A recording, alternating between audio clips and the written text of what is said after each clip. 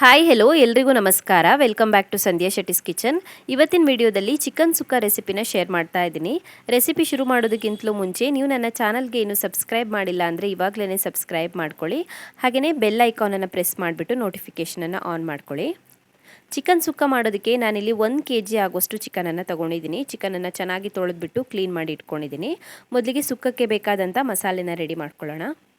ಮಸಾಲೆ ಹುರ್ಕೊಳ್ಳೋದಕ್ಕೆ ಒಂದು ಬಾಣಲಿನ ಕಾಯಿಸಿ ಅದಕ್ಕೆ 1 ಚಮಚ ಆಗೋಷ್ಟು ತೆಂಗಿನ ಎಣ್ಣೆ ಹಾಕ್ಕೊಳ್ಬೇಕು. ಎಣ್ಣೆ ಕಾದ ನಂತರ ಅದಕ್ಕೆ ಒಂದು 20 ಬ್ಯಾಡಗಿ ಮೆಣಸಿನಕಾಯಿನ ಸೇರಿಸಿ ಮೀಡಿಯಂ ಫ್ಲೇಮಲ್ಲಿ ಫ್ರೈ ಮಾಡ್ಕೊಳ್ಬೇಕು. ಮೀಡಿಯಂ ಫ್ಲೇಮಲ್ಲಿ ಒಂದು 2 ರಿಂದ 3 ನಿಮಿಷದವರೆಗೂ ಫ್ರೈ ಮಾಡ್ಕೊಳ್ಳಿ. ಸೊ ಮೆಣಸಿನಕಾಯಿ ಚೆನ್ನಾಗಿ ಫ್ರೈ ಆಗಿದೆ, ರಿಮೂವ್ ಮಾಡಿ ಇಟ್ಕೊಳ್ಳೋಣ. ಇವಾಗ ಅದೇ ಪಾತ್ರೆಗೆ ಮತ್ತೆ 1 ಚಮಚ ಆಗೋಷ್ಟು ಕೊಕೊನಟ್ ಆಯಿಲನ್ನು ಹಾಕ್ಕೊಳ್ಬೇಕು.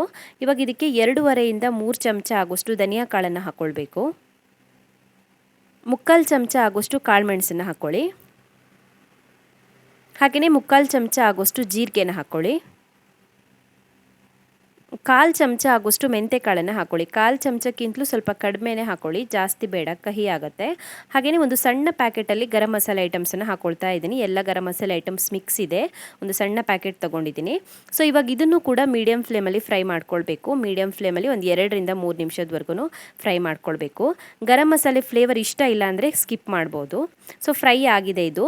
ಇವಾಗ ಮಸಾಲೆ ಐಟಮ್ಸನ್ನು ಫ್ರೈ ಮಾಡ್ಕೊಂಡ ನಂತರ ತೆಂಗಿನಕಾಯಿ ತುರಿನ ಫ್ರೈ ಮಾಡ್ಕೊಳ್ಳೋಣ. ಇದೇ ಪಾತ್ರೆಗೆ 2 ಚಮಚ ಎಣ್ಣೆ ಹಾಕ್ಕೊಂಡು ಇದಕ್ಕೆ 1 ತೆಂಗಿನಕಾಯಿನ ಹಾಕ್ಕೊಳ್ತಾ ಇದ್ದೀನಿ. 1 ತೆಂಗಿನಕಾಯಿನ ತುರಿದ್ಬಿಟ್ಟು ಹಾಕ್ಕೊಳ್ತಾ ಇದ್ದೀನಿ. ಸ್ವಲ್ಪ ಡ್ರೈ ಆದರೆ ಸಾಕಾಗುತ್ತೆ, ಜಾಸ್ತಿ ಹೊತ್ತು ಫ್ರೈ ಮಾಡ್ಕೊಳ್ಳೋದು ಬೇಡ. ಮೀಡಿಯಂ ಫ್ಲೇಮಲ್ಲಿ ಒಂದು 2 ನಿಮಿಷದವರೆಗೂ ಫ್ರೈ ಮಾಡ್ಕೊಳ್ಳಿ. ಇಷ್ಟು ಫ್ರೈ ಆದರೆ ಸಾಕಾಗುತ್ತೆ. ಇವಾಗ ನಾವು ಹುರ್ಕೊಂಡಿರುವಂಥ ಮಸಾಲೆ ಐಟಮ್ಸನ್ನು ರುಬ್ಕೊಳ್ಬೇಕು. ರುಬ್ಬೋದಕ್ಕೆ ನಾನು ಇದಕ್ಕೆ ಒಂದು ಅರ್ಧ ಚಮಚ ಆಗೋಷ್ಟು ಅರಿಶಿನ ಪುಡಿನ ಹಾಕ್ಕೊಳ್ತಾ ಇದ್ದೀನಿ. 5 ರಿಂದ 6 ಎಸ್ಲಾಗುವಷ್ಟು ಬೆಳ್ಳುಳ್ಳಿ ಮತ್ತು ಅರ್ಧ ಇಂಚ್ ಆಗುವಷ್ಟು ಶುಂಠಿನ ಹಾಕ್ಕೊಳ್ಬೇಕು. ಒಂದು ಸಣ್ಣ ಈರುಳ್ಳಿನ ಕಟ್ ಮಾಡಿ ಹಾಕ್ಕೊಳ್ತಾ ಇದ್ದೀನಿ. ಮತ್ತು ಒಂದು ಸಣ್ಣ ಪೀಸ್ ಆಗುವಷ್ಟು ಹುಣಸೆಹಣ್ಣನ್ನು ಸೇರಿಸ್ಕೊಳ್ಬೇಕು. ಚಿಕನ್ ರೆಸಿಪಿಗೆ ಜಾಸ್ತಿ ಹುಳಿ ಹಾಕಬಾರ್ದು, ಒಂದು ಸಣ್ಣ ಪೀಸ್ ಹಾಕ್ಕೊಳ್ಳಿ ಹುಣಸೆಹಣ್ಣು. ಇದಕ್ಕೆ ನೀರು ಎಷ್ಟು ಬೇಕೋ ಅಷ್ಟು ನೀರನ್ನು ಸೇರಿಸಿ ನೈಸಾಗಿ ರುಬ್ಕೊಳ್ಬೇಕು. ಮಸಾಲೆ ರುಬ್ಬಿ ಆದ ನಂತರ ಒಂದು ಬಾಣಲಿನ ಕಾಯಿಸಿ ಅದಕ್ಕೊಂದು 5 ರಿಂದ 6 ಚಮಚ ಆಗುವಷ್ಟು ತೆಂಗಿನ ಎಣ್ಣೆನ ಹಾಕ್ಕೊಳ್ಬೇಕು, ಕೋಕೋನಟ್ ಆಯಿಲನ್ನು.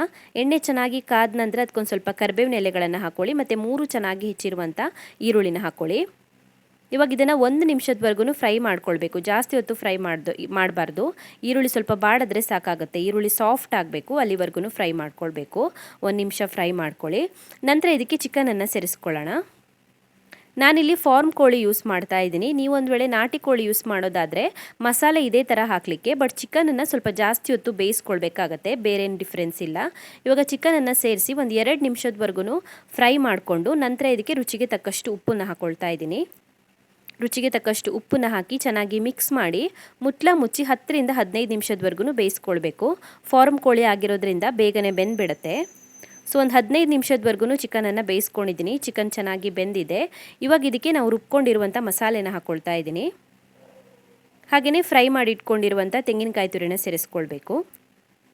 ಚೆನ್ನಾಗಿ ಮಿಕ್ಸ್ ಮಾಡ್ಕೊಳ್ಳೋಣ ಮಸಾಲೆ ಮತ್ತು ತೆಂಗಿನಕಾಯಿ ತುರಿನ ಚಿಕನ್ ಜೊತೆಗೆ. ಚೆನ್ನಾಗಿ ಮಿಕ್ಸ್ ಮಾಡಿಬಿಟ್ಟು ಇದಕ್ಕೆ ಇವಾಗ ಒಂದು ಅರ್ಧ ಲೋಟ ಆಗೋಷ್ಟು ನೀರನ್ನು ಹಾಕ್ಕೊಳ್ಬೇಕು ಮತ್ತು ರುಚಿಗೆ ತಕ್ಕಷ್ಟು ಉಪ್ಪನ್ನು ಹಾಕ್ಕೊಳ್ಬೇಕು. ಇವಾಗ ಒಂದು ಅರ್ಧ ಲೋಟ ನೀರು ಹಾಕ್ಕೊಂಡ್ರೆ ಮತ್ತು ಪೂರ್ತಿಯಾಗಿ ಬೇಯೋಷ್ಟರಲ್ಲಿ ನೀರೆಲ್ಲ ಇಂಗಿ ಹದ ಕರೆಕ್ಟಾಗಿ ಬರುತ್ತೆ. ಸೊ ಉಪ್ಪು ಮತ್ತು ನೀರನ್ನು ಹಾಕಿ ಚೆನ್ನಾಗಿ ಮಿಕ್ಸ್ ಮಾಡಿ ಮುಚ್ಚಿ ಇದನ್ನ ಮತ್ತೆ ಒಂದು 15 ನಿಮಿಷದವರೆಗೂ ಬೇಯಿಸ್ಕೊಳ್ಬೇಕಾಗತ್ತೆ. 10 ರಿಂದ 15 ನಿಮಿಷದವರೆಗೂ ಬೇಯಿಸ್ಕೊಳ್ಬೇಕಾಗತ್ತೆ. 15 ನಿಮಿಷ ಆದ ನಂತರ ಚೆಕ್ ಮಾಡ್ಕೊಳ್ತಾ ಇದ್ದೀನಿ. ಚಿಕನ್ ಕೂಡ ಬೆಂದಿದೆ, ಹಾಗೆಯೇ ಮಸಾಲೆ ಕೂಡ ಚೆನ್ನಾಗಿ ಕುಕ್ ಆಗಿದೆ, ರೆಡಿಯಾಗಿದೆ ಇದು ಸರ್ವ್ ಮಾಡೋದಕ್ಕೆ. ನೋಡ್ತಿರ್ಬೋದು ನೀವು, ನಾವು ಹಾಕಿರುವಂಥ ಎಣ್ಣೆ ಸಪ್ರೇಟ್ ಆಗಿದೆ ನೋಡಿ, ಇಲ್ಲಿವರೆಗೂ ಕುಕ್ ಮಾಡ್ಕೊಳ್ಬೇಕು. ಹದ ಕೂಡ ಕರೆಕ್ಟಾಗಿ ಬಂದಿದೆ. ಕೊನೆಯಲ್ಲಿ ಇದಕ್ಕೆ ಚೆನ್ನಾಗಿ ಹೆಚ್ಚಿರುವಂಥ ಕೊತ್ತಂಬರಿ ಸೊಪ್ಪನ್ನು ಹಾಕ್ಕೊಳ್ತಾ ಇದ್ದೀನಿ. ಬೇಕಿದ್ದರೆ ಹಾಕ್ಕೊಳ್ಬೋದು ಕೊತ್ತಂಬರಿ ಸೊಪ್ಪು ಹಾಕಿಲ್ಲ ಅಂದ್ರೂ ಕೂಡ ಪರವಾಗಿಲ್ಲ. ಕೊತ್ತಂಬರಿ ಸೊಪ್ಪನ್ನು ಸೇರಿಸಿ ಸ್ಟವ್ ಆಫ್ ಮಾಡಿಬಿಟ್ಟು ಚೆನ್ನಾಗಿ ಮಿಕ್ಸ್ ಮಾಡಿಕೊಂಡ್ರೆ ತುಂಬಾ ಟೇಸ್ಟಿಯಾಗಿರುವಂಥ ಚಿಕನ್ ಸುಕ್ಕ ರೆಡಿ ಆಗುತ್ತೆ. ಬೆಸ್ಟ್ ಕಾಂಬಿನೇಷನ್ ಅಂದರೆ ನೀರು ದೋಸೆಗೆ ತುಂಬಾ ಚೆನ್ನಾಗಿರುತ್ತೆ. ಹಾಗೆಯೇ ಇಡ್ಲಿಗೆ, ದೋಸೆಗೆ, ಅನ್ನಕ್ಕೆ ಎಲ್ಲದಕ್ಕೂ ಕೂಡ ಚೆನ್ನಾಗಿರುತ್ತೆ. ನೀವು ಕೂಡ ಟ್ರೈ ಮಾಡಿ. ನಿಮಗೆ ಈ ರೆಸಿಪಿ ಇಷ್ಟ ಆಗಿದ್ದರೆ ವಿಡಿಯೋಗೊಂದು ಲೈಕ್ ಕೊಡಿ, ಹಾಗೆಯೇ ಕಮೆಂಟಲ್ಲಿ ತಿಳಿಸಿ ಹೇಗಿದೆ ಅಂತ. ಇನ್ನೂ ಹೆಚ್ಚಿನ ವಿಡಿಯೋಗಳಿಗೆ ನನ್ನ ಯೂಟ್ಯೂಬ್ ಚಾನಲನ್ನು ಸಬ್ಸ್ಕ್ರೈಬ್ ಮಾಡ್ಕೊಳ್ಳಿ, ಹಾಗೆಯೇ ನನ್ನನ್ನು ಫಾಲೋ ಮಾಡೋದನ್ನು ಮರಿಬೇಡಿ.